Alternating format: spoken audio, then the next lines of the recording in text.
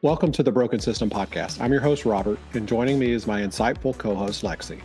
Together, we're here to uncover the flaws and challenges within our justice system, where fairness and equality often fall short. In this podcast, we aim to delve into the complexities of our justice system and explore the experiences and perspectives of those who have been affected by its shortcomings. We'll dive deep into the stories of individuals who have faced injustice and examine the systematic issues that perpetuate the broken system. Our goal is to bring awareness to the disparities and biases that exist within our justice system, and to inspire our listeners to take action. Through thought-provoking discussions, interviews, and analysis, we'll explore the various aspects of the broken system and seek to understand how it can be reformed. We believe that by shining a light on these issues, we can empower our listeners to become advocates for change. We'll discuss potential solutions, highlight success stories, and provide resources for those who want to make a difference. So whether you're a concerned citizen, a legal professional, or simply someone who wants to learn more about the flaws in our justice system, we invite you to join us on this journey. Together, let's challenge the broken system, amplify unheard voices, and work towards a more just and equitable future. Get ready to explore the depths of our justice system like never before. This is the Broken System Podcast. This content is not suitable for children, as it may contain material or themes that are intended for a mature audience. Additionally, it is important to emphasize that individuals are presumed innocent until proven guilty in the court of law, and judgments should be reserved until a fair and impartial legal process has taken place. The views and opinions expressed by guests on the Broken System Podcast are entirely their own and do not necessarily represent the perspectives, opinions, or positions of the hosts or contributors.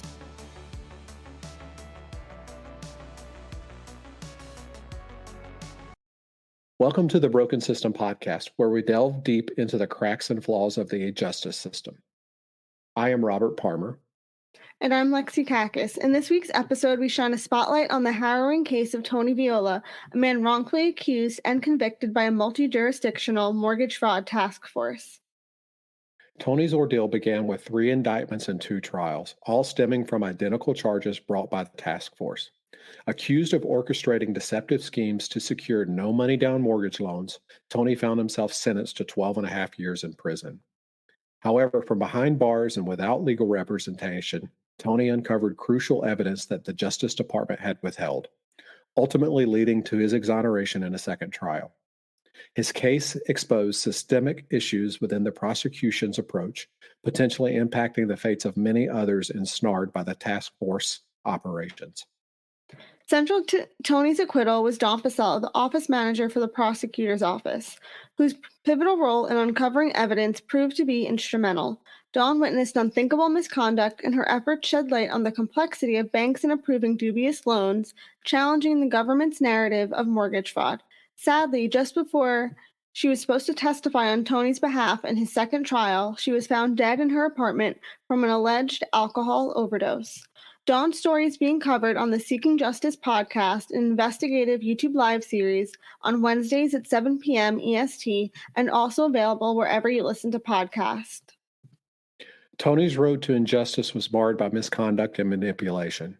Federal prosecutor Mark Bennett and state prosecutor Dan Caceres misrepresented facts and denied critical evidence under oath. Their actions not only contributed to Tony's wrongful conviction, but also raised serious questions about the integrity of the task force operations. Arvin Clark, chair of the Mortgage Fraud Task Force, oversaw questionable activities, including undisclosed payments to informants and evidence manipulation. His controversial involvement, coupled with the suspicious circumstances surrounding Don Pasela's untimely death, underscores the lengths to which some may go to suppress the truth. The case also unraveled personal entanglements, notably the romantic relationship between prosecutor Dan Caceres and government witness Catherine Clover, blurring the lines of objectivity in the prosecution. Despite Tony Viola's acquittal, the fight for justice persists. Ongoing investigations into key figures' finances and legal battles underscore the complexity and ongoing nature of his case. We encourage you to check out the evidence locker on Tony's website at www.freetonyviola.com for all documentation. Join us as we dissect the layers of injustice in Tony's wrongful conviction and explore the relentless pursuit of truth and accountability. Welcome to this week's episode of the Broken System Podcast. Over the last 2 weeks, you've heard this story or case of Tony Viola and his wrongful conviction for mortgage fraud, how he was imprisoned for 9.5 years, and the things that led up to and has since transpired since his conviction. During that topic and during that conversation, you heard the story a little bit about Dawn Pasela and her death involved in a revolving around that mortgage fraud case. So this week we're going to bring in the Seeking Justice ladies and talk directly about Dawn Pasela's case. So, one thing some of the listeners may or may not realize is that I'm also a co host of Seeking Justice alongside Dana Pohl and Andrea Cipriano. So, a little bit of context about the case is it takes place in 2012 in Parma, Ohio. And Dawn Pasella was a really trusting and fierce advocate for justice. And essentially, she was working for the Mortgage Fraud Task Force as an office manager. And while working there, she witnessed the unimaginable. She was threatened to stay silent, but was determined to testify against them and do what was right. But she never had gotten the chance. Just as she was supposed to testify, she was found dead in her apartment under suspicious circumstances. So essentially, our show each week on Wednesdays at 7 p.m. on YouTube Live digs into the case and alongside different experts. And we just talk about the case because this case has not been able to get nearly enough coverage as it deserves. And it's been so long, and her family just wants answers. Thank you, Lexi. So this week we're going to welcome Seeking Justice, most of the ladies. And if you don't know them, you'll get introduced to them here shortly. Thank you.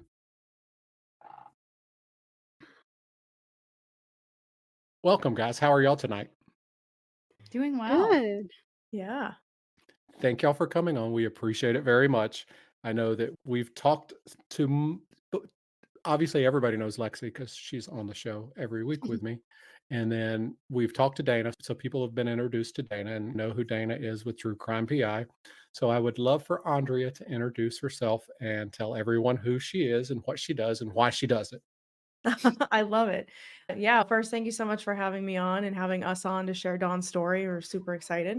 So, yeah, I'm Andrea Cipriano. I'm a Manhattan based forensic psychologist, journalist, and victim advocate. I graduated with a master's in forensic psychology from John Jay College of Criminal Justice, where I focused on researching and peeling back the criminal mind. And yeah, I was working at Uncovered for a really long time. That's how the three of us met, how we got started with Dawn's case a little bit. So ever since then, we knew we wanted to do something more for her case. And that's what Seeking Justice is. That's awesome. Thank you so much. And I want to say thank you, and I appreciate you guys' show every week. I make sure to be there and support and watch because every week I learn something else. And what we wanted to do is over the last 2 weeks, we've had Tony on talking about his wrongful conviction. We got into Dawn's story just a little. We reined Tony back a little bit to keep him on the wrongful conviction side of it. But into that, we wanted to get further into Dawn's story and then, to let our audience know what's going on and how they can help and how they can support and how they can support you guys for the next go back and watch the beginning of the shows and then continue to watch as you go along. So I'm going to let you guys talk about how you came across Dawn's story and why it tugged on you to do the story because it's a different story. It's not something that people would hear without knowing about it and dig into it like you guys have. So I'm gonna let you guys go into that portion, and whoever wants to start can start. Yeah. I Perfect. think Andrea is a good one to kick it off because she was the one who essentially touched the case first, I think. Yeah. Memory. So I know your listeners know Tony, which is great because it makes this part of the story a lot easier. But last spring, as the three of us are out Uncovered, we got case submissions all the time. So people would email the case research email at Uncovered and essentially suggest cases to go on the Uncovered database. And we're going through the email and we see one from a guy, Tony Viola, and the body of the email just said, there's a suspicious death in Parma, Ohio. I believe it's a murder case. It's my friend, Dawn Pasela. And there's a lot that I think really needs to be investigated. He says, don't just believe me, believe the documents. And that was something that we got emails all the time for case submissions, but it's really rare to get a document dump. That's what I think initially hooked me to say, you know what, I'm going to take a look at this and I'm going to respond to the email because again, it's super rare in just in cold cases in general that you get documentation.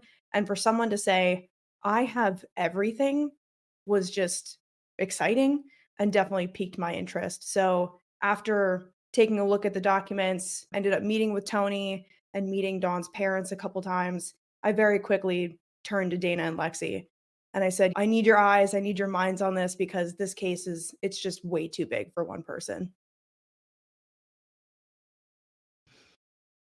Yeah, when Andrea did share the case with us, I was really impressed with that documentation. Being a librarian and a researcher for many years, like Andrea said, you normally don't have all of these documents that were FOIA'd already just there for you to sift through. So it was super interesting to know that somebody had been working on this case for a really long time. And then to start to understand, I have to say, start to understand the backstory as because as Tony's story is very complicated. And then Dawn showed up at the tail end of the court cases and then how she was woven into all of that, and then she dies very quickly after that. So it was just super interesting to me. She was, and we could tell she was an advocate at heart. She was so committed to helping Tony win his case, and not just Tony, but knowing full well that if she helped Tony win the case, that could help the thousand other people who were being wrongly convicted of these mortgage fraud crimes. Yeah, and I'll even chime in and say that for me, just as we got to learn more about her, it was very clear that she was someone that we would all be friends with, especially because she was such a fierce advocate for justice and cared so deeply about animals and all of that, which is something that the three of us have connected on time and time again. So knowing that she was someone we could even see as a friend, it was very easy for us to decide to take on this case in a much more serious capacity. Yeah. Dawn's mom, Karen, when we interviewed both Ed and Karen for it was our third episode just to get deeper into knowing who Dawn was and sharing a bit of like her energy, her spirit. Karen shared a really funny story about how when Dawn was like 16 or 17, she really wanted a tattoo, but her mom said, "No, like you have to wait for your next birthday. You're too young."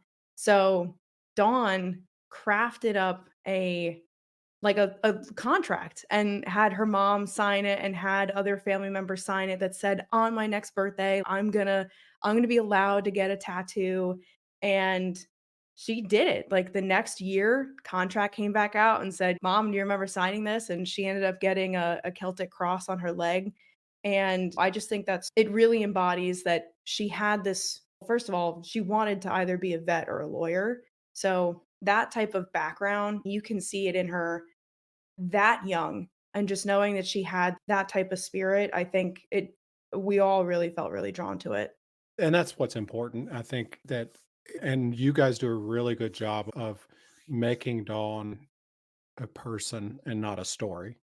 And I think that's the most important thing when we look at everything that we do is to give that person a voice because their voice was obviously taken away from them and it wasn't their choice. So as we talk about that, tell me about who Dawn was as a person from as a child and as she got older and things like that. Yeah. Do you want to take it, Andrea? No, go for it, Lexi. I know Oh, you okay. have Yeah. yeah. So she was born on June 28th, 1985, to her parents, Ed and Karen Pasela. She had two sisters, but Dawn was the youngest. And she was homeschooled most of her life, which is a really interesting experience.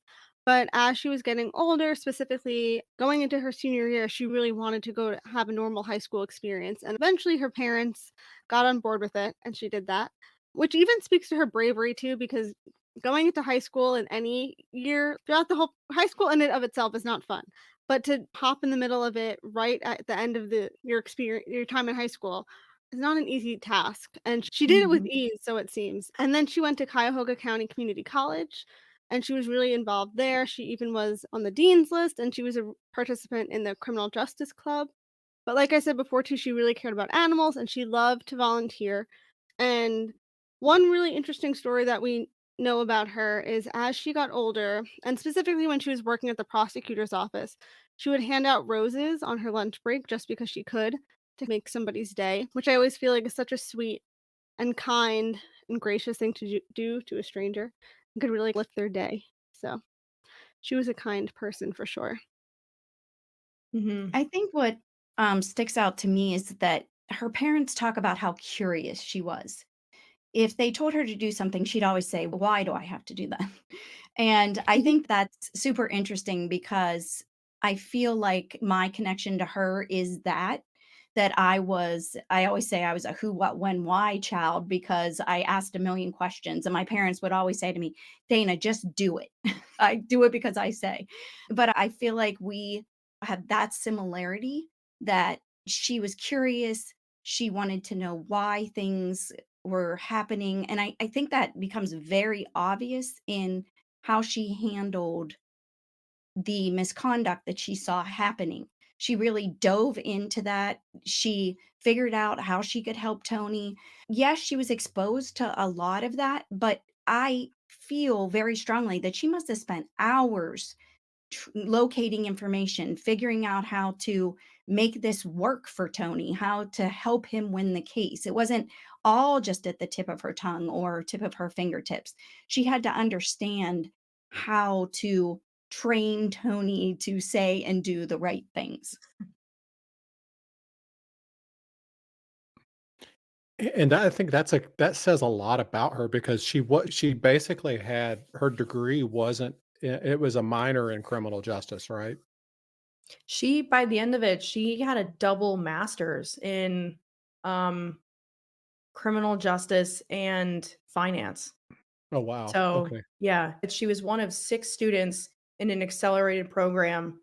She was really smart, honestly. Yeah, coming from a homeschool background with not and going into the college atmosphere and being able to get a double master's, and she was young, right? She was 25, 26, I believe? Yeah, 26. at the time 26? of her death, she was 26. Mhm. And yeah, that's impressive in itself just in that time frame. So that says a lot about her. That means I think that's impressive to me. I sit Yeah, here and look back. and even when talking with her parents too, she kept a very busy schedule, it seemed. Her father had said, "I don't know how she did all of it because she was always doing something, whether it was volunteering or working or her classes. She kept herself very busy." Yeah, I think that's one thing that, and like Lexi was saying, her parents talk a lot about that it wasn't that she wasn't just all brains, like she really did have a heart of gold. She was volunteering with the animal shelter, the soup kitchen. She was doing there were just a couple other things in there, but those really stick out to me and it's like Lexi was saying, I don't know how she had the time to do everything, but somehow she did and she did everything really well. That's amazing. And so as we look into that and see those things, obviously those are the reasons why one she was hired onto the task force because obviously she was super intelligent. She was noticed by a college professor, correct? That Yep. that that kind of pushed her into the job market, into that market of where he knew she would be an asset, obviously. Mm. And then as that grew, how long did it take for her from the time she started until this issues with Tony and what she saw happening to Tony and other individuals arise?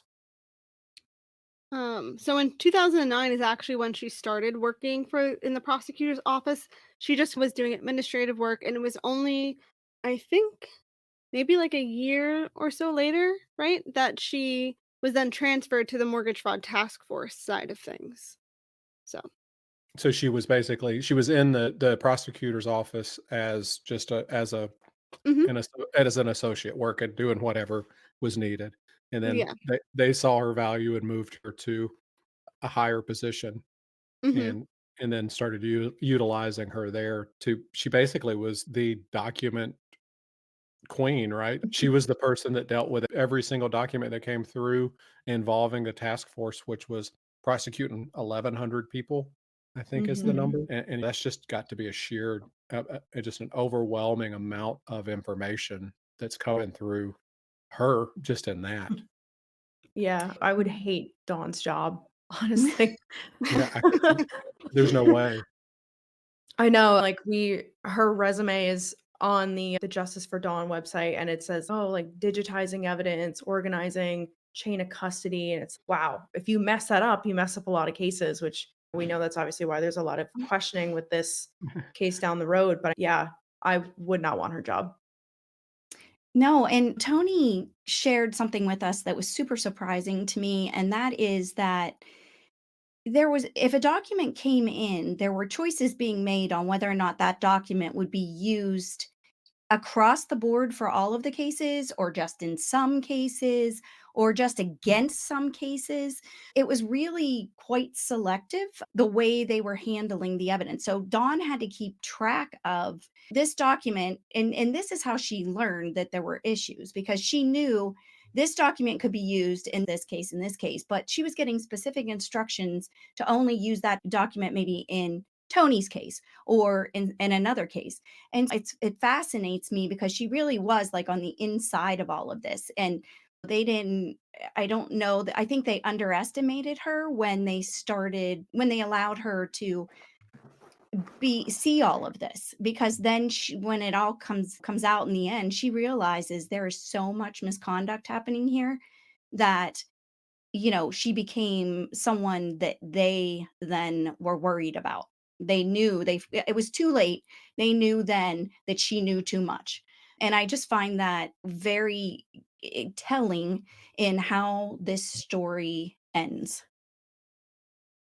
Absolutely. They thought that they were getting a clerk that was gonna come in and Yeah. just a mindless person that would just do what they were told and push everything through, but she was so inquisitive and just looked into everything. She was probably I imagine she was learning as she was going Mhm. and just realizing really Mhm. quickly, and they didn't realize that. So, the professor that I'm asking questions, and if you guys haven't got there and y'all don't wanna talk about it, you can say, "No, you have to listen in 2 weeks, we'll talk about that." I'm fine with that. All Um good. but the professor that pushed her into the prosecutor's office, how did he fit in with all of the mortgage fraud stuff? I know there's been some questions about that, and I know there's been some issues there. Yeah. So he does fade into the background a little bit. He, like you said, he was her professor, did help her get hired. I believe he ends up being the chair of the mortgage fraud task force unit, but ultimately Dawn's her day-to-day, the work that she was doing in connection to the misconduct that she personally witnessed doesn't involve him, but he was instrumental in getting her the job. Okay, so there is a relationship, but it's not involved into the process of the things that are going bad. He's Right. still there, but he's Yeah. not it's two different purviews of information. And I Okay. think too, what's one thing that's important to note too is that when she took this job, she really saw it as a stepping stone. It wasn't necessarily her dream job, but she really wanted to go to the FBI. Like that was like her end game, like where she wanted to work. But at the time, she was still in college and all of that, so she didn't have a strong enough resume. So she was instructed, make sure you have a really strong resume. Being working for the prosecutor's office helped her do that. She was ticking off those boxes that she needed Exactly. to do to get into Hmm. where she what her ultimate end goal was. I find it Yeah. interesting. For me, I find it interesting that she had 2 separate career choices. It was either a veterinarian or the legal side of things. So, to me, Yeah. that's just crazy because it's just like 2 separate worlds of and both have to be really smart people, but it just seems like I wonder what made her choose the legal side of it. Do you guys know Mm. that? I don't know. I think it's, Mhm. she had a lot of empathy. I think that's what connects like both wanting to be a vet and being in the Hmm. justice space is you're caring for someone or something, whether it's a pet or it's a person. I feel like that was probably a big motivator for her. Okay. Mhm. And apparently having a criminal justice background and a finance background is super desirable when it comes to getting a job with the FBI. So I I'm assuming they must look for that, and that's why she was actually in contact with them, and it put her in a position where, yes, this was a great stepping stone, but also it made her feel like she didn't wanna mess it up. So when she started seeing things going wrong, she was quiet longer than I think she wanted to be, but she's 26 years old and she's looking down the road, and this isn't where I'm going to stay forever. I want to reach my goal of being an agent, so I need to just be quiet and do what I'm supposed to do. And so that's where the wire comes in, I think, and that's where the check comes in, because she was just trying to appease her bosses, trying to do what they wanted her to do. And then later she has the realization that they basically put her in a very scary situation with no thought at all for her safety, nor did they think about, was this a crime? Could she be then charged with a crime? Because obviously she's not qualified to wear a wire. There was no, I don't know if you, a warrant or a subpoena or whatever it is that you request. I'm not into the legal stuff, but something has to be taken care of in writing before you just start wearing wires. And so I think that was a sign to her that something was super wrong here. Yeah, Mhm. I can imagine for her being where she was wanting to be and in her path of progression, that it was probably exciting when they came to her and said, "This is what we want you to do. We want you to do this, and we're gonna do this, and this is gonna help us make this case, and this is gonna make your career." I can imagine all the things they said to her to get her amped up and excited to do that. And she's once again thinking, this is what I want to do for my long-term job. This is the things I want to do. So yes, I'll do it. Absolutely, I'll do it. I'll be the first person to raise my hand and do it because this is my job. Yeah. And Oh, go for it. oh, I was just gonna add to that too. When Karen was chatting, I was chatting with us for our episode. She was saying that yes, that is true. Like Dawn, she wanted to impress her bosses. She wanted to look ahead and think, okay, like I'm gonna need letters of recommendation for these people. Like I want to do what I'm told, but she was scared. I think you have no undercover training, and your prosecutor bosses ask you to go to this restaurant bar in downtown Cleveland and wear a wire and pretend that you're an undergrad student working with defense people and trying to get information. Yeah, it's like undercover special ops and it feels really made for TV, but to then get wired up and go and remember your story and pretend you're not who you are, that has to be terrifying. Oh, Yeah. absolutely, and she had nobody to she didn't have a peer to say, "Hey, have you done this? Is this" It's different when Mhm. you get into you're in a group of people that this is happening all the time, and you can say, "Hey, did you do this? Give me your experience. How did you deal with this? How did you deal with this?" But they're just throwing her into a situation and saying, "Hopefully this sticks. Let's see how it works." Yeah, and to even echo that too, a common thing that like I remember I would hear right around graduation time for me was like, it's all who you know and you have to network and all of that. And especially for her to echo what Andrea said, if she wanted to actually be in the FBI one day, you need that a solid resume and you need those recommendation letters and all of that. And so it's very easy to understand why she did do that. And I think it's incredible too that a testament almost to Tony's character that like he was a safe person for her to be recording because he could have been really dangerous. He could have been armed. Anything could have happened, and it could have really changed the situation in a heartbeat. But that wasn't the case. I mean, yeah, he could have really been a bad dude. Yeah. He could have been and she didn't know that going into it. She didn't know that he wasn't the person that they were making him out to be, that he wasn't this financial mastermind of, you know, Yeah. what, $42 million or something like that, Mhm. somehow hidden away without anybody knowing. But she didn't know that. She thought she was going into this, and that says a lot to me is that she didn't know that he wasn't a bad dude. She didn't know Right. that he wasn't the kind person that he is and the honest person that he is. She didn't know that. I could imagine that that first interaction with him would have been just There would have been so much anxiety, it would have been, unreal for me. Mhm. Yeah. Plus, too, like if you say the wrong thing and maybe if he caught on, like there's a million and different reasons why it could have been a flawed thing to put her out in to begin with. But somehow she held her own. And I think she ended up attending five or so rallies for him in the end. Yeah. I wonder too, though, if that has some to do with Tony's personality.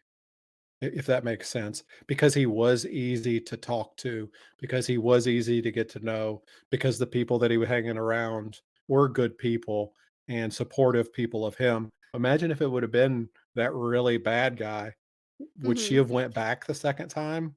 You don't know. Maybe it's so hard to say how things would have been differently if it would have been a bad person.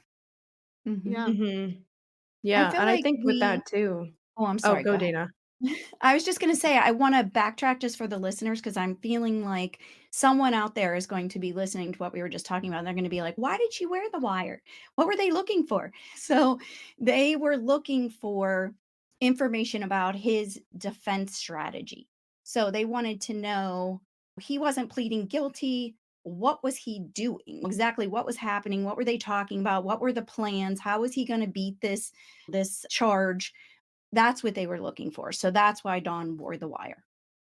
And she was instructed by her boss, which was Dan Caceres, to do this. She was basically instructed by him to go meet with Tony, get his defense strategy, which is the most illegal thing in the world. It's not even, Mhm. it's a difference between wearing a wire to figure out somebody's guilty of something, but wearing a wire after they've already been charged and already down the path of going to trial to me, it was like they were trying to find that one little thing that they could use to intimidate Tony into taking a plea. They were Mhm. hoping that he Yeah. would slip up and say, "Yeah, this is what I did," and they would be able to go back and say, "Hey, we know you did this. Take a plea." So that to me was fail. Once again, they underestimated Tony in that aspect of it, is because he didn't do anything wrong and he wasn't going to admit to doing something wrong when he didn't do it wrong. Exactly, and I think it speaks to his genuine, true level of innocence also, that they thought that he, like you said, that he was this unbelievable mastermind, that they need to get to that low, that illegal of a level to try to get his strategy because the evidence didn't exist, because he didn't do it. That's so crazy to me. And I almost feel like along the way, as he was discovering what they were trying to accuse him of, I almost feel like he was like shocked. You think I'm doing this? And I think what was hard too is that because the evidence did go missing in his trials, and the trial was too far along, they couldn't obviously they can't just stop it. So they were just going off of theory. They didn't have anything to point it to. So that makes it even harder. And throughout this case in general, missing electronics is a very important thread in all of this. And it Mhm. goes talking about missing, so we'll get into Dawn's case a little bit further. But one thing I do wanna ask you guys is, as you guys are 5 episodes in now, so far, what's been the most impactful portion of your show for you? Even though you've known this case, you've been a part of this case for now, you're going on a year, if I'm not mistaken, so pretty close to a year in some way, shape, or form. And then you've been head knee deep in it for 3 or 4 months, probably further than most. And what's been the most impactful over the first 5 episodes for you? Oh, that's hard. I think for me, I will say it's 2 things. One, it's like the pre-meeting that we have with the guest, and most of the time that's been Tony, and it, like, helps us fill in the gaps where because we think we know this case inside and out, but then new questions prop up and you're like, "Okay, why did this happen?" And he steps in to fill in the gaps for us. But aside from that, I also think being able to the episode 3 with Dawn's parents was really impactful. That was not an easy day to film, it was just very emotional, just even them recounting the stories and all of that, like, we know it was a very hard day for them, but it seems like people have been really receptive to how we've taken care of her family in the series, which has been really nice. Andrea, you wanna add something? Oh, man. I'm trying to Jason Blair you guys. I've made a You list. are. You're doing You it. are, you're doing a good job. Yes. Yeah. Oh, speaking of Jason, I know I did end up talking about this when we were on his podcast. One of the reasons that I feel very strongly connected to Dawn's case is my mom actually died of an alcohol overdose. And my mom died last summer. So we were, like you said, we were actually knee deep in Dawn's case when my mom died. And my mom had struggled with alcohol addiction for most of my like young adult life.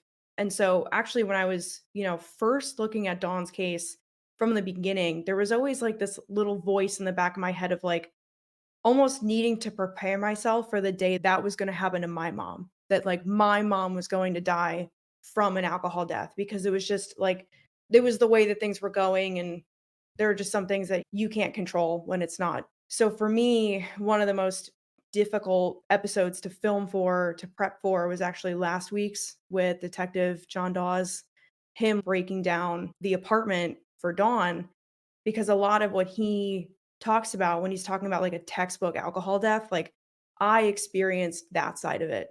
So, I had to really psych myself up for that episode of prepping myself mentally and emotionally, knowing that this dichotomy does exist, and just having him talk about experiencing over 100 alcohol deaths, and then me thinking about, of course, my mom and how it's so different to Dawn's case.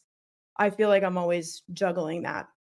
I just want to add to that and say that Detective Dawes came in and spoke to us literally the weekend after, or the Yeah. Monday after Andrea's Yeah. mom passed away. And we did not know yet.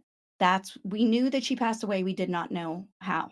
And so we're sitting in this meeting, and Detective Dawes is breaking this down with Dawn's parents and Tony, talking about the same sort of things he talked about. Like, he had looked at the autopsy report, he had looked at the photos, he had talked about just what he saw. And I could see Andrea shaking her head, and she looked like this was like she was, like, deep inside of what he was saying, and we literally did not find out until after that meeting. That's why that was happening, why she was so engaged, why she was so interested in that, and I'll never forget that, probably as long as I live, knowing that Andrea was sitting there going through that whole situation, and for weeks after that, Andrea did a lot of research, and not research in to understand blood alcohol, and she also talked to the ME's office and gave us all sorts of information that was useful so that we could understand the difference between, as Andrea said before, the way an alcohol death should look versus the way Dawn's looks, which Yeah. was super helpful for us to understand. It opened our eyes. It's all well and good when Detective Dawes explains what a scene would look like, but when you have somebody who literally has seen a similar scene and can that's your peer and who you're working with who can explain that to you, it really is helpful. And so I thought to myself, I don't know, this is very hard, but it's also cathartic maybe in a way for Andrea as we were working through all of that, because she was learning and she had a purpose and a bigger purpose to understand all of this. And so anyway, I just wanted to add that because that was, Yeah. yeah.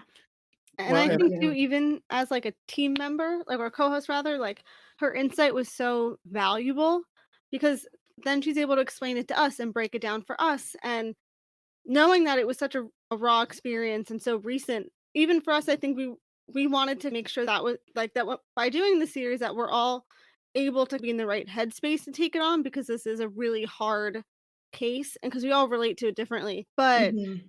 Andre's like very unique personal experience, I think, is both inspiring and enlightening for I think Dana and I Mhm. as well. And that's I think and in some ways I think it also made us closer too to talk about some of those things and all of that. So I could Yeah. see that. I could see that as being a bonding, not just for multiple different reasons. But then I could also see that for Andrea as being another reason why you're looking at Dawn's case going, there's no way that this could be what Yeah. they're saying it is, because you have that personal experience with it and you've lived it. And it's easy to look at it and say, there's just no way that this is the same thing. Yeah, and I mean, what Dana was sharing of when we first introduced Dawn's parents to Detective Dawes, yeah, I mean, that afternoon, I was going over to my mom's house to do the initial cleanup and getting documents for the death and everything, and it was spooky because it was almost like he was, like, reading tarot cards or, like, looking into a crystal ball because the way that he laid out for me without even knowing, obviously, because I didn't talk about it at the time, but how he laid out what I would see, what anybody would see in an alcohol death. I know he obviously talked more about that in our 4th episode, but for me, it was like, "Holy shit." Like, I know what to expect because his expertise gave me, like, the confidence to know, okay, like, this is a textbook alcohol death, and interestingly enough, like, my mom's name is also Dawn, so there's that duality that always follows it, but with my mom's death, every step of the way, I kept thinking to myself, "This has to be different than Dawn's case." Every step of the way from how the police handled discovering my mom, to the medical examiner's office, to the toxicology, to everything thereafter, from getting the autopsy report to everything was handled differently. And every step of the way, like I said, I just kept thinking to myself, "I don't want this to end up like Dawn's case." Which is such a sad thing to hope for and wish, but that's how you know that is so wrong, that the Pasela case is so wrong, that I'm using that as my marker of, I hope that my experience with my mom's death isn't the same. And I'm super grateful it's not. But that, like you said, it reinvigorates for me of that's why Dawn's case is so wrong, is it's not right. And I'm gonna get a little bit philosophical for a second. It's almost like Don Pacella's case was preparing you for what you're going to have to deal with on your own personal life. It's just how I see it from an outside Mhm. Me point of view. too. Yeah. Um, Mhm. and because it may have been a totally had you not been so into Dawn's case and not had that conversation with Detective Dawes that day and with being on there with Lexi and Dana, it may have been a totally different thing for you when you walked in that afternoon. 100%. Yeah. So I just wanted to throw in the biggest impact, although I can't, it's very hard to isolate. So it's pretty much just a generality of feeling.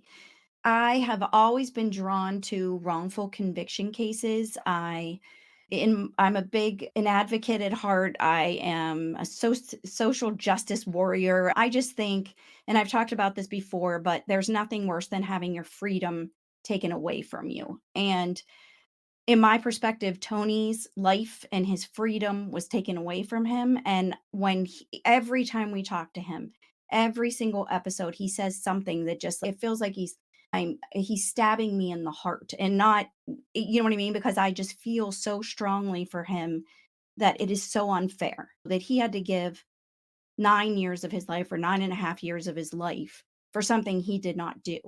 And that someone took his freedom just because they had the power to do it. So I think that for me, this case has meeting someone. So I've read a lot, but I've never met somebody who lived through a wrongful conviction. And just meeting Tony and his personality and how he faces this with humor and kindness, it's inspiring to me. And he gets all weirded out if I say that to him.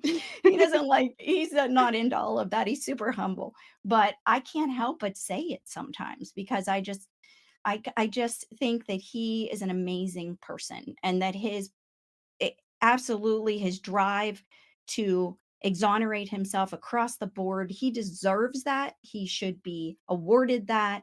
And my hope is that justice will be served in his case. And I think he's not gonna give up till it is Mhm. in one way, shape, or form, and that's an amazing thing that 12 years ago, that it had they realized what they were doing 12 years ago, they were probably would have backed off because they underestimated him in so many ways. Um, and I was listening to another podcast today about wrongful conviction and some of that, and they talk about how people that are exonerated from wrongful convictions have the best attitudes because they're thankful that they were able to get through it and they were able to eventually be freed, even though that everything was stacked against them. And that's how I look at Tony is with his attitude is so good and so positive. Is I don't know how it would be hard for me to do that, especially after losing 9.5 years. And he hasn't even just lost 9.5 years. He lost the 9.5 years that he was locked up, but he lost the 2 to 3 years before being locked up, and then how it's affected his life after because he still has trouble getting jobs and he's not Mhm. able to do the things that he needs to do. And hopefully someday he'll be able to get past that and move to that next step. So that's the hopeful part for me, for him anyway. Yeah, for sure. It's definitely something like I think personally in my life, I don't think I've known someone the way that I know Tony at least, who's been in jail and wrongfully convicted and hearing him talk about his story and his experiences, it is very eye-opening because he is trying so hard now to do what he needs to do to fully exonerate himself. And I'm even still impressed by the fact that he was his own representation in for his second trial. That in and of itself is incredible because that is not an easy thing to do. And then to still be dealing with all the repercussions and the some of the fallout from all of this now is a lot to have on your shoulders too. And he does it so well. He just falls right into it and he takes it in stride and just moves Mhm. forward. So now we've gotten through to who Dawn was and what she was doing. So talk about what things led up to her death and how that time frame just before her death and what happened, what led up to it. You wanna go, Andrea? I don't it's, I don't know who wants to talk. No, I know you talked about it earlier, so if you wanna pick it up again. Oh, I'm sorry. Yeah. No. Oh, no. I'm gonna tell you about the time frame starting right before the trial. So, she is super, super nervous. She's been threatened. I guess maybe I'll back up to she her job, she lost her job. Okay. So they fired her from her job because they said she refused to take a drug and alcohol test.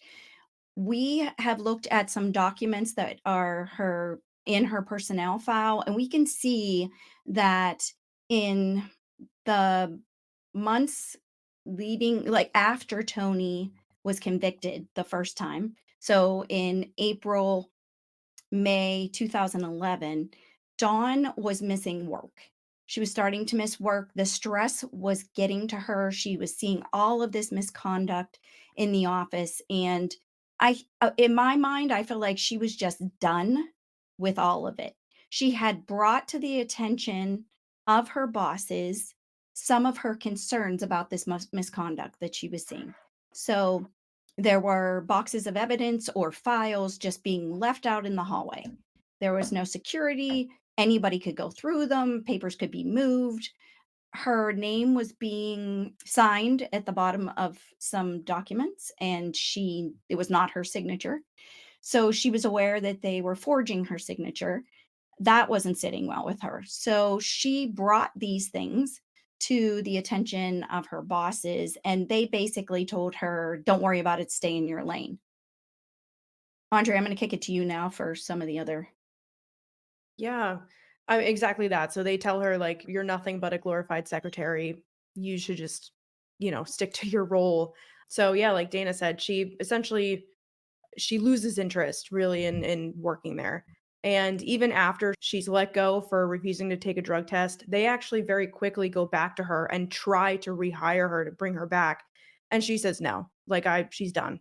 So it's not long after that where Dawn eventually says to Tony, "I need to talk to you. It's about something urgent." And it takes a little bit of time, actually a couple days before she ends up fully confessing to Tony that she's not really who she says she is, that she works for the prosecutors.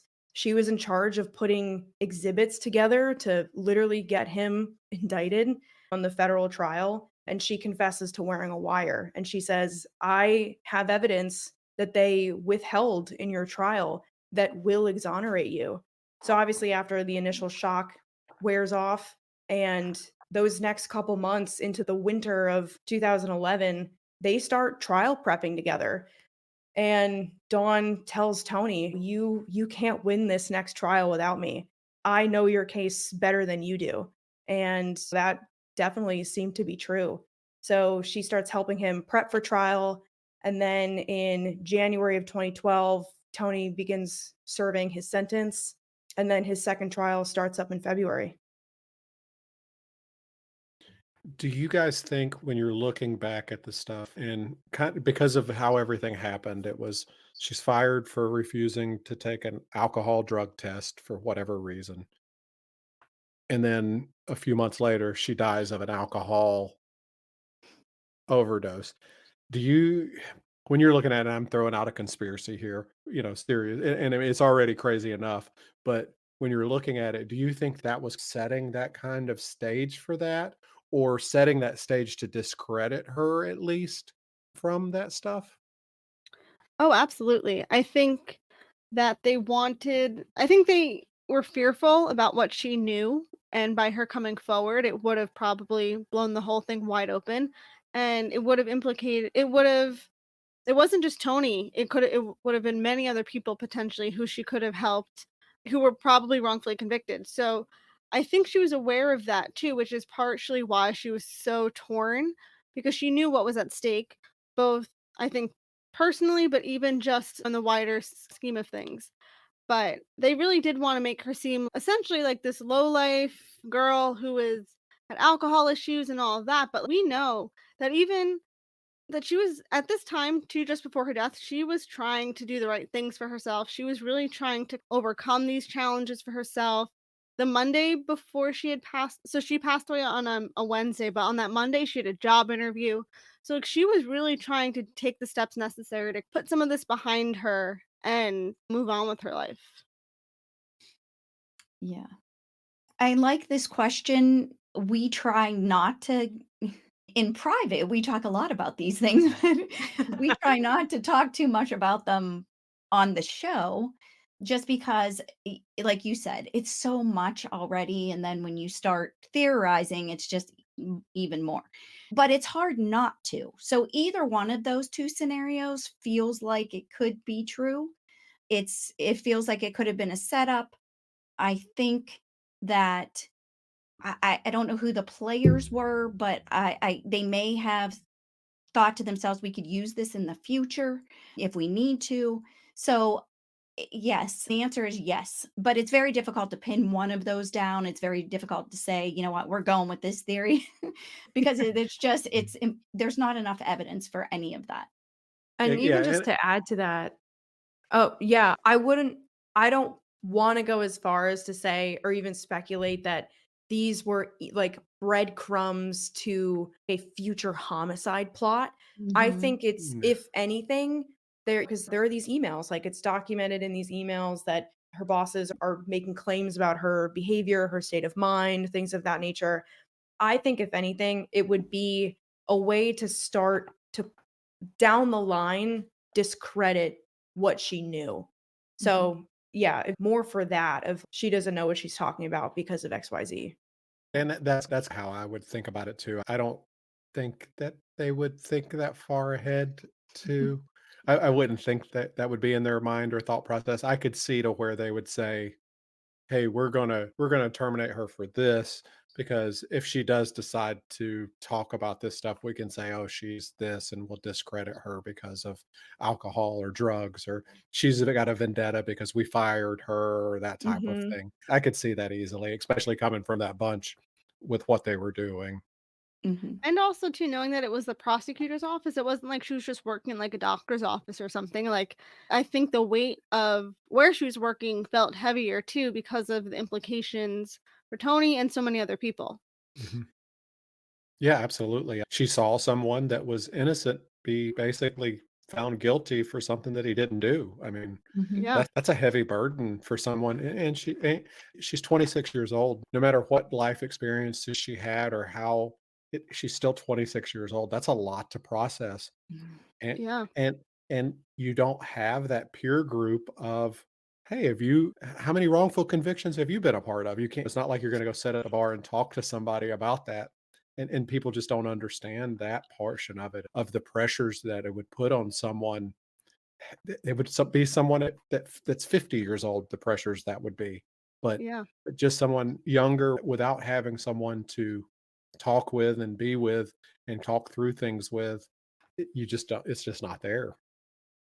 Yeah, and I think even the dynamic in the office, and we've been told that Dawn was put in an uncomfortable situation by Caceres, that he had asked her out and she said no.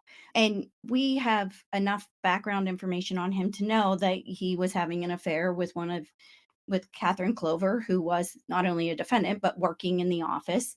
And so the whole dynamic of that, like you're 26-year-old, you're years old, you're young, as Tony says, beautiful, attractive young woman who attracts the attention of people because you're kind. And she was like a light in the room. And so I think you having worked in an office before, you have these different dynamics. And it couldn't have been easy for Don knowing that he's having an affair with this woman and all this misconduct is happening. I could just see this like layering up on her, where she was just like, I don't like this. I don't like that. This is disturbing. And every day she has to go in there and keep trying to do the best job that she can do in trying to reach her goal to be able to have the resume and the recommendation. So I think it's also, to me, I feel like that dynamic was, it had to have been so difficult for her. It just be, that would be like the personal side of it more, where she was just feeling uncomfortable there, and then all the things that were going on were uncomfortable. I feel like it, no wonder she was in our interviews with her parents, they talk about how afraid she was, how she was scared, how she was trembling, how she was just, I think she thought, what did I get myself into? And then on top of all of that, she wanted to make it right. And so she Mhm. had to stick it out. She had to do this for a really long time. She had to continue to, she couldn't remove herself from the situation because she needed Tony to win. And that would be the way that she would be able to feel better about what happened. And she would be able to feel better that people wouldn't go to jail and Tony would be exonerated. So once the trial started, like in 2012, um, when Tony started presenting all of this information, her bosses started to panic. So they're panicking because they see, oh, he knows this and he knows that. And oh, we're in trouble here. So I think that's when the threats really started hitting her. She was being threatened not to testify. They were coming looking for her computers. There was all this extra on top. So already she's dealing with all of this. And then she starts being receiving these messages, and if you testify you're going to go to jail and all this sort of thing. And so I can't even imagine how overwhelmed she would have been. And I think too, knowing that Dawn was so incredibly empathetic, that even adds an extra layer of complication to it all because she's probably just work in and of itself can just be stressful, and then she's probably aware of the level of stress that Tony may have been under because his life's at stake here. He at the time he was facing well over 200 plus years potentially if he was convicted on everything. He only got 12 years when all was said and done, but even so, that's like an insane amount of time. Like, you can't really wrap your head around 200 years in jail because you're not going to be spending, No. you're probably going to spend a fraction of that. But it's still mind boggling. And then, so like knowing that was on the table, and there were so many, and like potentially 1,000 other people in a very similar spot, and so she was probably hyper aware of all of that. And it Mhm. felt like, she probably was the only one who really knew this information and was able to come forward. And I cannot begin to imagine or even fathom what that pressure must have been like because the fear must have been so palpable for her. And knowing that on top of what she saw in the office and all of that, it was just mounting from all different sides. Then you have the burden of her goals of being in the FBI, and all of that's Exactly. coming into jeopardy because of the people she was working for. Because really, that's who they're gonna come back to. And once again, they're making those notes in the files Yep. and doing things to discredit her that's going to hurt her down the road. So that's got to Mhm. be another burden on top of her. Yeah, her reputation was really everything, especially knowing that she wanted to work in the FBI and all of that. So, like, she probably felt like she didn't have the luxury to mess up or to even or to not really come forward because she knew how much was at stake. And just oh, I'm sorry. I just wanted to No, add you go. one thing too that I've thought about often is how connected Bennett and Caceres are. Everybody knows everybody in Cleveland. And to have that too, like not just what's on paper or what's in the file, but what they might tell people, who they might know. I would start to think I'm never going to get a job in Cleveland in what I want to do because if they don't like me, then I'm screwed, basically. It's just not going to happen. Yeah, that just adds to it all. It's when you break it down, it is I think, one of the most stressful situations. When you add all the pieces of the puzzle together, I can't really think of a story that I've ever heard that has that much compounded stress and fear on one person. Guilt, like it's got every horrible thing mixed into one. When you hear, and I think I've heard you guys allude to this, but when you hear the whole case and the whole everything put together, it sounds like a scripted movie that somebody wrote out and it was played out on TV. Because but Yeah. it doesn't seem like it is any way, shape, or form that it could possibly be real life and really happening in the world. Exactly. And also too, you don't want it to be your real life or your real world because like we've all said before, these people are very well connected. There's no way, realistically, that this is the only wrongdoing in their book. And from that No, perspective, how many no. other people have fallen victim to them in some capacity, Well, whether past, present, and future? Bennett's been disbarred, correct?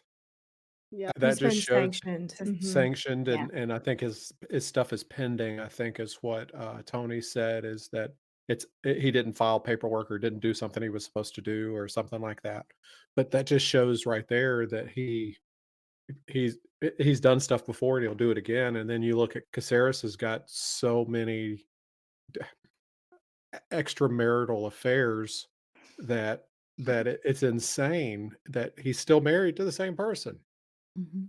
Mm. Yeah. Yeah.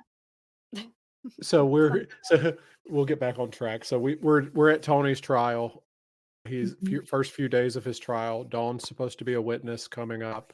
What tell us get us to that point?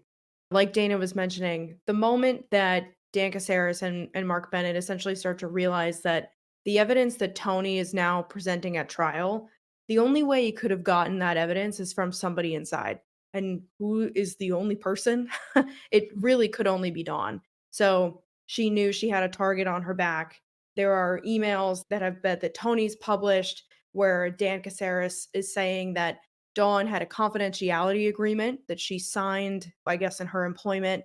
And by her giving Tony this evidence, she would have broken that agreement for which she could be prosecuted for. She could go to jail. So he's starting to threaten her, essentially saying, "You cannot come and testify. You cannot be a witness on Tony's list because we'll put you in jail." But really knowing that she was about to go and blow the roof off of everything of share all the misconduct.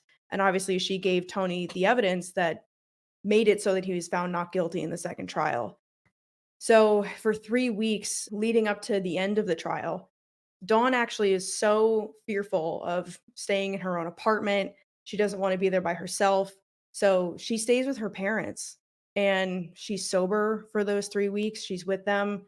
Her parents say that she got her personality back, her spark back while she was there. It's there where Dan Caceres and another man show up at her parents' house asking for where are Dawn's hard drives and computers. And Ed, Dawn's dad, very cleverly says, "You can come back and look when you have a warrant." And of course, they never come back. And just to Yeah. note that Dawn was fired in April of 2011, and this is March, around March, maybe early March 2012. So I'm always baffled by that. Would you not want to collect that stuff as soon as you fire someone? But they didn't. They didn't collect those items. They weren't concerned about those items until the trial started and Tony Mhm. was really doing a good job at defending himself. And that's when they got super nervous and that's when they came looking. Yeah, and even too, just like adding to the notion of her level of fear and all that. Yes, she had the fear of, knowing that she had to come forward, but then on the other side of it too, knowing that she was threatened with the potential jail time. At this point in time, she didn't even know that the confidentiality agreement wasn't even something that would be a concern to her. But she was just going off of the information that she was told. It would only be much later that Tony would actually discover that confidentiality agreement, like Andrea said, didn't even exist. But that's another level of fear that she had to work through because I could imagine in her mind being like, "Is this worth me going to jail for?" Then she's never going to the FBI. Then all of her career dreams are going to much impossible to get to. Mhm. So it was just at every point, she just had more and more reason to feel fearful and afraid and probably even alone. And I can't even begin to think of what that pressure must have felt like for her. It just had to be unbearable. It just had to Yeah. be an extreme amount, and that's what they wanted to do. That's what they were trying to do, was put so Mhm. much pressure on her that she wouldn't testify because Mhm. she would be so afraid for herself, her future, and all of that kind of stuff. Yeah, and they were wrong because the last time she spoke to Tony, she was fearful, but she was adamant that this was something she wanted to do. I know Tony has shared that he wanted to just take her off the witness list. He said, "Look, like your fear, your stress, your health, like it's not worth this. I have all the documents. I'm going to win without you. You don't have to come in and testify to misconduct." But she very much felt like it was something she had to do. She had to right the wrong, and she very much planned to do that. As we know, she never got that chance. So take us up to how she was found, how everything came about and her body was discovered. Yeah, I'll take it a step further. The night before Dawn passed away, her parents dropped by her apartment and they chatted, the three of them, and had some coffee. Dawn was worried about testifying, and that was something that she expressed to her parents, but was hopeful that this was like the end point of that chapter so that once she did it, she'd be able to move on. And so I think that was one of the things that kind of motivated her to want to do it. And knowing that Dawn was still under a lot of stress, her mom, Karen, always made it a habit to look for alcohol. And if she found any, she would dispose of it. And that night was no different. So they did that, and whatever alcohol she did find, she disposed. And then as they were saying goodbye, Dawn actually had answered the phone, and it was an unknown male who had called her. And Dawn and her parents hear Dawn tell them that her parents were leaving now, but Karen did not know who that person was. And then essentially following day, her father tried to get in contact with her, and Dawn wasn't picking up the phone, couldn't make any contact with her. So the father drove to her apartment and did a welfare call, and of course, the police arrived. Interestingly so, the police arrived in 4 minutes flat, which is incredibly fast response time. Knowing that we learned this in episode 3 with them, that it wasn't the first time a welfare call was made, but historically speaking, it would take them 30 to 45 minutes at least to arrive on scene. So the fact that they were able to arrive 4 minutes flat with 6 officers is quite interesting to say the least. But essentially, once they got there, they had found Dawn deceased in her apartment. That's a whole lot of police presence for a wellness check. Yep. Yeah. Yeah. It's always been a point of interest for us too, because it doesn't make sense and there's really no way to explain it away. We've tried an attempt to understand why that was the call that was made. But Dawn, essentially, she was found deceased on the floor of her dining room in her apartment. She was wearing the clothes that her parents remember her wearing the night before. She was fully clothed, which is one thing that Detective Dawes had mentioned is atypical in an alcohol death. There was some alcohol found in her apartment, but there were no signs of vomit, right? There's no bodily indication that she was getting drunk or too drunk. Detective Dawes talks a lot in our episode about looking at the state of the dining room in particular where her body is found. The furniture is upright, the ashes in the cigarette ashtray are all there, the coffee cups aren't spilled. You would think that somebody who eventually her toxicology shows that she had a BAC of 0.595. You would think someone who has almost 60% of their blood alcohol content being alcohol, they would knock stuff over. Something would be wrong. And you just don't see that in Dawn's apartment. That's crazy because even because she was a small person at Mhm. that, a spilt drink, nothing, there was nothing like that. It was just the scene was too clean for an alcohol overdose. Yeah, Mhm. and for general context too, Dawn was 110, 115 pounds. And at that point too, she was losing weight because she was nervous and anxiety and the guilt was getting to her. So she wasn't even her quote unquote normal weight. She was less than that. And we also know too that she did have dinner that night. Granted, it was soup, but she still had food in her stomach when she was found, which also adds to the mystery of it all as well. Ye Yeah, because anybody even with so 2 separate things with blood alcohol and food, that's gonna go down, it's gonna decrease that blood alcohol with food on your stomach, but having something on your stomach with that much alcohol in your system is and you didn't throw up, that to me is something that's crazy in just itself. Yeah, and we know too just from seeing the crime scene pictures, like her bathroom was immaculate. Truly didn't even look like she went in there at all that day. It was very clean and tidy. So that even adds to it as well. Even if she was had to go to the bathroom or whatever, her bathroom and all that was very clean. Just did not make sense. And even when we look at the crime scene images, I think we have a total of 22 when all is said and done, which to us seems quite low. And on top of that, there's like a good 6 of them or a small percentage of them that you can't even see what's in them. Just blurry, not well taken. There's no attempt to take it again. There's like a glare in one of them. You can't it looks like the camera was literally moving when someone was taking what would have been like her in one of her living rooms. So it's just very bizarre. It Mhm. is. And then add to that some of the other suspicious things that you can see in the photos, such as multiple energy drinks on the counter. There's a bottle of Bud Light Lime in the garbage can, and then there's also some bottles in the refrigerator. And that might not seem suspicious, but Dawn only drank vodka and occasionally wine.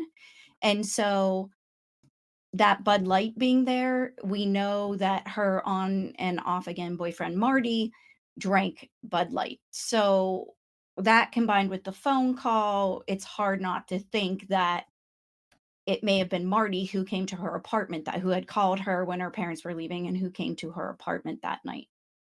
And when they were there that night, that stuff wasn't there, correct? Correct. So between the time they left and the time she was found, that stuff appeared in the apartment. Mhm. Mhm. Yes. Because Karen would have just like when she disposed of the alcohol, any alcohol she would typically find in Dawn's apartment, she would pour it down the drain. So it wasn't like it was just going in the garbage and Dawn could take it out. Once it was down the drain, that was it. So it was very strange to see that. And it was also 3 very large, like 1.75-liter bottles of vodka that was there. And what's interesting too, even from the crime scene images that we've seen, there was a bag of pills that was found in her purse that were never tested, so they could very well be like vitamins because some people just throw a little baggie of Mhm. vitamins in their purse, or it could be drugs, and we'll never know. Granted, in her toxicology report, there was only the alcohol and nicotine because she was a smoker, but otherwise, she didn't have any drugs in her system. The drugs part, it's important to note because we know from Marty's very public and long criminal history is that he was a known drug user and a known drug dealer. And Karen says that's part of the reason why Marty and Dawn actually called it off the last time they were together was because Marty was selling drugs out of her apartment. We have this phone call of a male voice coming in. We have a drink that people know historically he drinks, the Bud Light Lime, and then you have potential pills, but really it's more so that he is someone who being in that apartment wouldn't be strange. It wouldn't be completely out of place. I just think that's something that's interesting because when you think about the hours of time before her body is discovered and when her parents leave, we don't know what happened. We don't know who was coming in and out of that apartment, but the drinks definitely seem to indicate at least that Dawn was not there by herself. And then on top of that, there are 3 cell phones found at the scene or in her apartment. Only one of those is hers. The other one, so there's a BlackBerry, there's another one that is unknown because no one bothered to record that anywhere, write down what the make and model was. But there is a flip phone found, and the super interesting part about that phone or piece of information associated with that phone is that supposedly it was found closest to the body is a note in one of the reports, but the other interesting thing is there is an outgoing phone call made on that phone, and I'm gonna say 4:39, am I right, Andrea? Yep. 4:39 AM, so in the morning, to Dawn's BlackBerry. So this to me, like, is just one of the biggest mysteries. Did anybody not did who we've had people tell us they were just there to investigate, to do a welfare check, and it turned into what they're considering a natural alcohol overdose. So when they looked at the scene, that's how they were looking at it. It just looked like maybe it was an alcohol overdose. But when you have these pieces, these 3 phones, and you pick up the phone and you can see that there's an outgoing call on there, does it not pique your interest? Do you not want to like say, wait a minute, let's look at this before we start jumping to conclusions or before we make a ruling in this case? So let's look at the evidence. And, whether or not that's protocol or it isn't, it's good police work and it should just be done, and it wasn't done. So we have no idea exactly what happened with these phones, and the only reason we know that flip phone exists is because the Emmy's office took a picture of it with a nice big flash right on the number. So you can't Yeah. see it clearly. And Lexi had us going down a rabbit hole, which was fantastic, and we were able to get metadata off of some of these photos, and we can see that these were digital cameras. It's not like they were developing these pictures. This was 2012. Right. You use digital cameras. So to not look at that and care enough to say, "Oh my gosh, there's a flash on that. Maybe I should retake that photo." And that happened with at least 6 of the photos. It really has us thinking that even if it was just a natural death, the investigation seems lacking. And that's with DJ's story. The same thing happened. They walked in with it in mindset of, "Oh, it was said on the 911 call, it's a suicide, so that's how we're gonna look at it." Thankfully, they the detective continued to investigate it because then it at least it got all that paperwork to where it was at and needed to be. But that's how every case, no matter whether it's accidental, suicide, murder, they all need to be treated as the worst case scenario when it's Mhm. gone in, and I never understood that. Was Dawn's BlackBerry where it could be seen in an area? Was it, like, laying on a counter or a table or something like that? So it was on her couch. And I think it's interesting too because I know Dana mentioned that the other flip phone was just near the body. It doesn't tell you where it's near the body. So you don't know if it's on the table, if it's on near the kitchen, on the floor. You have no idea. And some of these little details that we've learned along the way, it's almost like someone forgot to, like, what their main story was and included these details for us to have because we don't have the family never got the phones back. We don't know the details on the phones as far as, like, a call history or anything like that.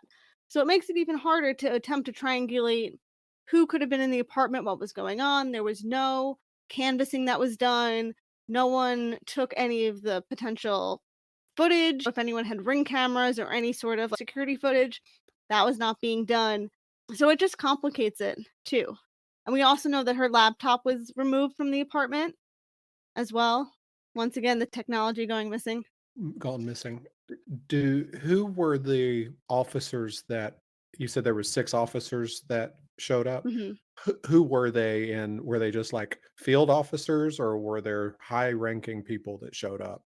Hmm, good question. So Yeah. most of them are just patrolmen. I don't mean that in a demeaning way, but I mean that because there also was the chief of police there. So you have 5 patrolmen and the chief of police who responded to a Wednesday evening wellness call. It just feels a So little out of odd. the ordinary. Yeah. Yeah. Same I could see 2 or 3 patrolmen showing up because they were in the area and that's how it happened, but for the chief of police to show up, that just is another level of weirdness that add once again, it goes back to how many people are in that police department? It's not a very big police department, correct? No, I it's mean, not. it was probably everybody on shift is what it sounds like. Yeah, I wouldn't be it surprised. definitely wasn't large enough to justify having that many people there.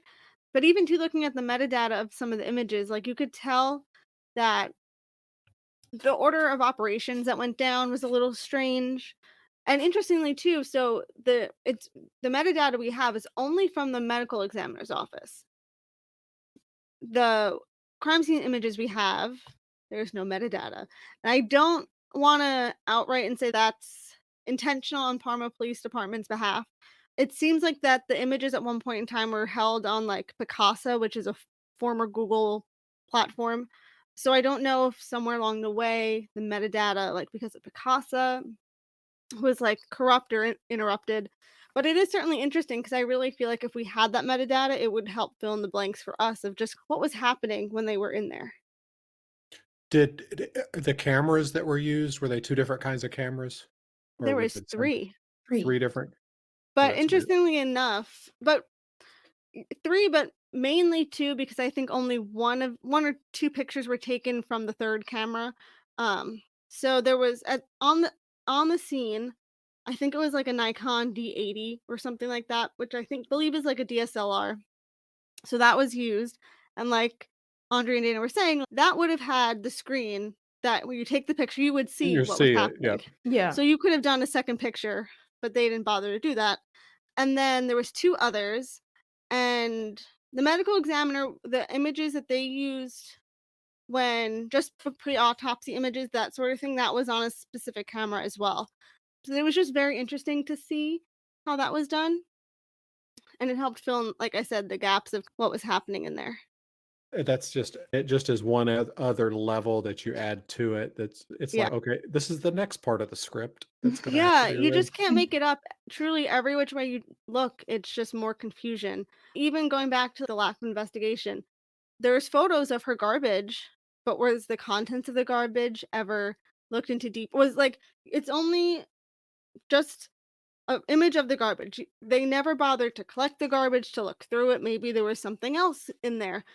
Who knows? Maybe there could have been more Bud Light Lime in that garbage. We'll never know because they never tested it. And I think that's part of why we get so fired up about this idea of a reinvestigation into Dawn's case is because when you look at Dawn's death at face value, like it's easy to understand how some police officers would just think, okay, there are bottles of vodka found in her apartment. Her dad called for a wellness check because she's not responding. He had mentioned to them that she struggled with a drinking problem. And so you find her dead. So when you look at this case again, like at face value, when you don't understand the story behind who she is, what was at stake, the fact that she was about to testify to misconduct that put the convictions of over 1,000 people into question, when you don't know those facts, it does really easily look like an alcohol overdose. And then, of course, when you don't know about what drinks she does and doesn't want to consume, and again, if you just assume these cell phones are hers, when you make all these really quick assumptions, it's a closed case. So the bias is so easy to look at. That's really where I think the intricacy here is and why a reinvestigation is so important because it's these other facts, these surrounding facts that when you look at Dawn's death, you say there is something wrong here. Absolutely. And was her boyfriend ever questioned, or the ex-boyfriend or whatever he was he ever talked to? Has he ever made any kind of statement to anybody? Is he No. Last night in episode 5, Bob Frederick, the FBI, former FBI agent and private investigator, did eventually get to speak to Marty, but he wasn't as helpful as we would have all have liked. He just chalked it up to, I'm trying to change my life. I'm not really interested in discussing that chapter and kept it moving. But we know, Andre alluded to earlier, like we have his criminal history and it is vast. There's a lot there.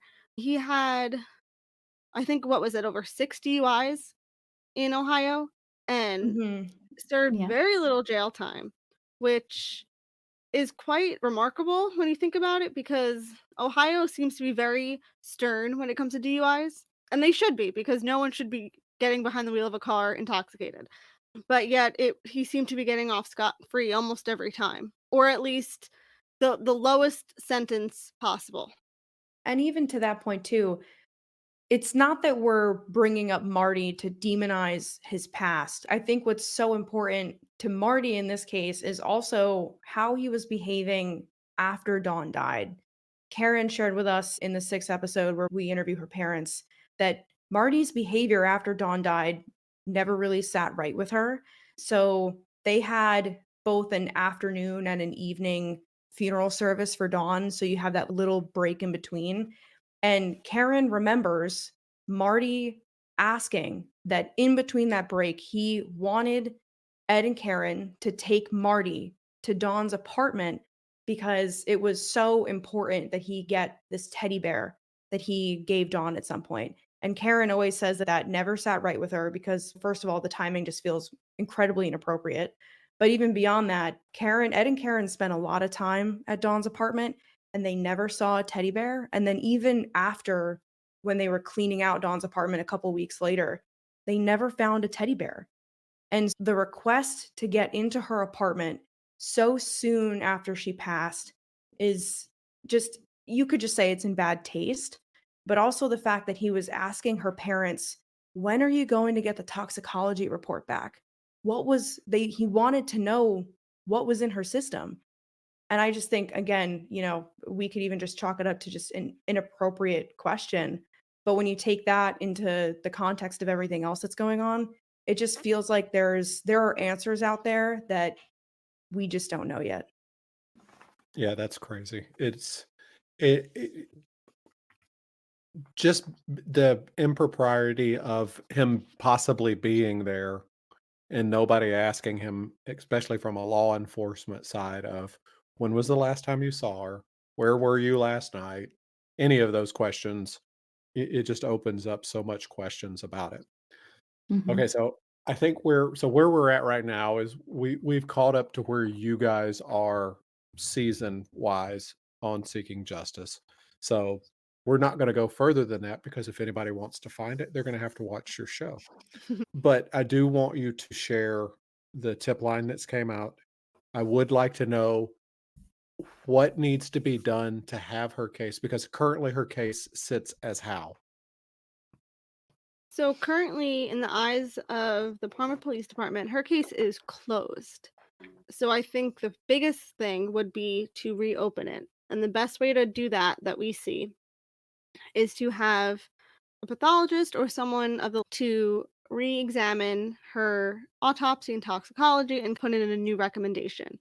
Interestingly enough, last year the sheriff's office did suggest a reinvestigation of the case, which was incredible because that was a really big movement for the case, but it never came to fruition because Parma Police didn't really feel that agree with that, so they didn't really push the issue. But we are hoping that kind of encouraging the community to be educated on Dawn's case that will help rile it up.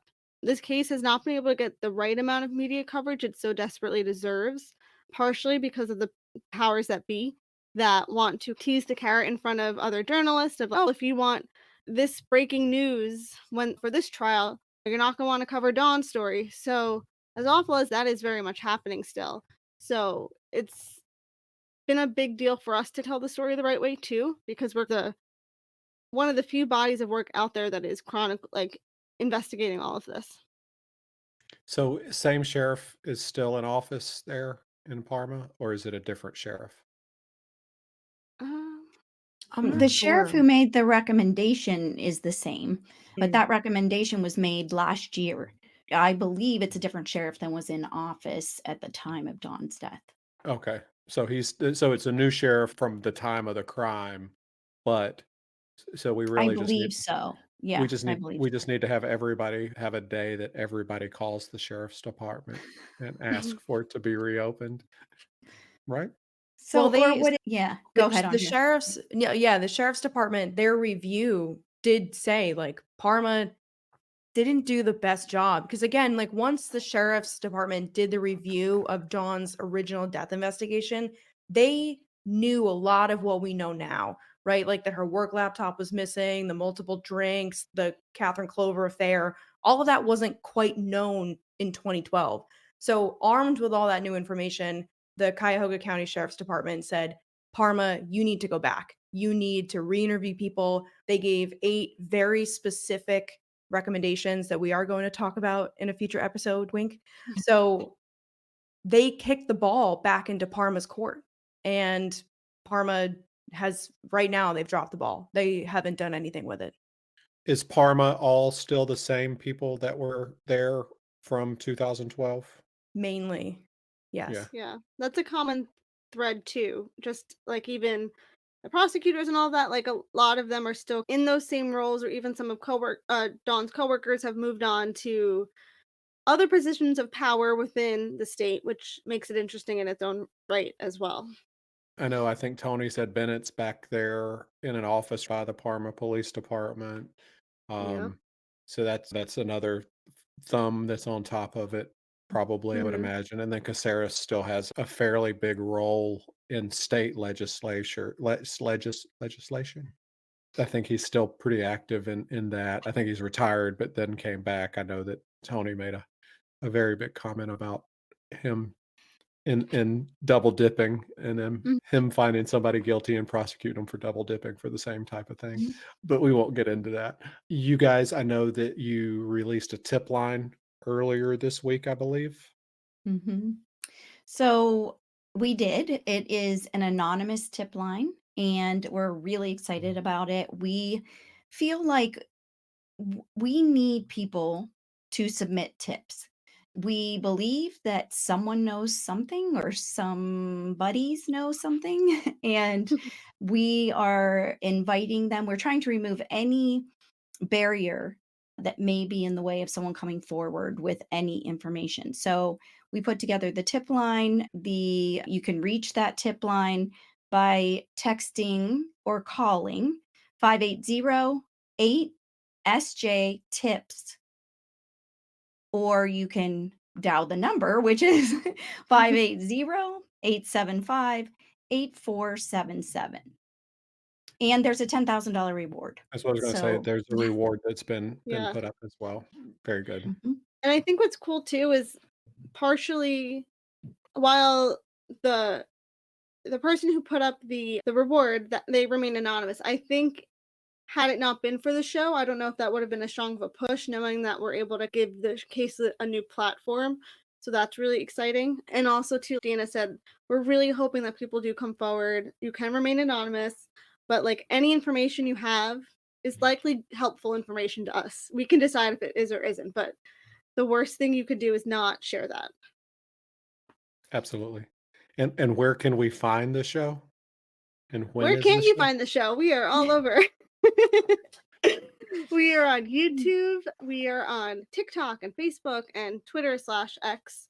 Either Seeking Justice Show or The Justice Show, depending upon the platform.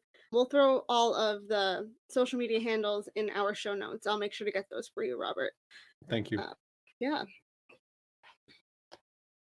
And any final thoughts from each one of you? Who's gonna Yeah. go first? Uh, And Andrea's going first. I will just say that when we started the series, like our hope was always, of course, to first just share Dawn's story. It's one that has not really been told. And so then, of course, the next goal is it would be amazing to get Dawn's case reinvestigated. I feel like that's really where my hope lies. I think that there are enough people in that local area today that would resonate with Dawn's story, that feel the work that she was doing, the justice that she was seeking for so many people. It's still, her work isn't done. And so for us to come in and try to shine a light on what she was supposed to be doing and just carry her legacy that way, I think is, I know I feel really honored to be doing it, but truly the goal is she deserves an investigation. Yeah, I will And definitely. oh, Oh. sorry. I will definitely echo that sentiment as well. I think what's one of the unique things about this case too is hearing comments from people of, "Oh, I lived in this area my whole life. I never knew." And it is really nice to see those comments because we get to be the ones to educate them about this case and kind of point them in the direction of what they can do if they know information or how else to get involved. There's also a Justice for Dawn Facebook group. So it's really nice to see the community that's coming together through our work. And Andrea said, I think right now our main focus is doing whatever we need to do or encourage whatever efforts that are already in place to get that reinvestigation. And I would say ditto to what both of you have said. And I would add that what I am very proud of too, outside of advocating for the family and trying to get answers and really amplifying Dawn's voice and Tony's voice, is being able to model how passionate advocates can make a difference. Is something as simple as digging into a case, talking to the family, involving an advocate, asking experts. We just reach out to people and say, would you be able to help us with this? And people respond. And so I think that being a model or an example of how responsible, ethical advocates can make a difference is something that I am excited to be doing and honored to be doing. And you guys are doing it very well. I commend you on it, and I love you guys very much, and you guys do amazing work. And everybody can find you guys Wednesday night at 7 p.m. Eastern on YouTube Live. And then it follows up with a podcast after that. Thank y'all for being here. Thank you for sharing Dawn's story. Thank you guys for sharing Tony with us. That I would have never known about the case if it wasn't for you guys. And you guys are doing amazing things, and I appreciate y'all very much. Thank you. Thank you. Thank you.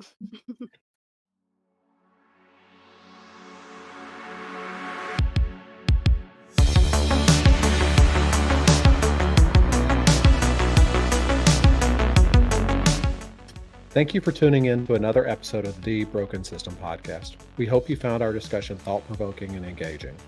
If you enjoy what you hear and want to support the show, please consider joining our Patreon community. You can find us at patreon.com/The Broken System Podcast. Your contributions help keep the podcast running and allow us to bring you more insightful content. Don't forget to connect with us on social media. Follow us on Facebook, Twitter, and Instagram to stay updated on upcoming episodes, behind-the-scenes content, and more. You can find us on all by searching The Broken System Podcast. And finally, if you love what we do, please take a moment to leave a 5-star review on your favorite podcast platform. Your reviews not only make our day, but they also help others discover the podcast. Thank you once again for your support. Together we can continue to challenge the broken systems around us and strive for positive change. Until next time, take care and stay tuned.